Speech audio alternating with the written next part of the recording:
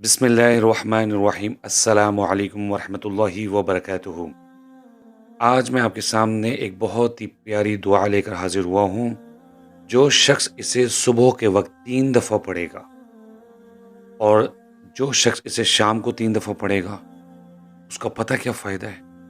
3 दफ़ा जो सुबह पढ़ेगा, वो शाम तक कोई भी चीज़ उससे नुकसान नहीं पहुँचा सकती, कोई उसे नागानी आफ़त नहीं आएगी। और जो 3 दफ़ा शाम को पढ़ेगा, सुबह तक उसे कोई चीज़ नुकसान नहीं पहुँचा सकती। जी नाज़रीन, इतना मज़बूत ज़िक्र, इतना प्यारा ज़िक्र, छोटी-सी दुआ है। वो दुआ क्या है? बिस्मिल्लाहिर्रहमानिर्रहीम। बिस्मिल्लाहिल्लज़ी ला यदुर्रु मआ इस्मिही शैउन फ़िल अर्दि वला फ़िस समाई व हुवस समीउल अलीम।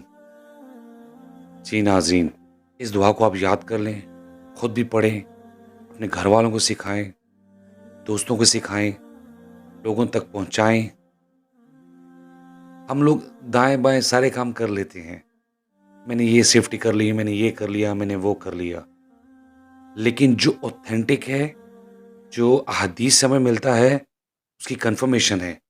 क्योंकि ये दुआ हम तक किसने पहुँचाई? सहाबा ने, ताबईन ने, तब ताबईन ने, मुहद्दिसीन ने। और बात किन की है?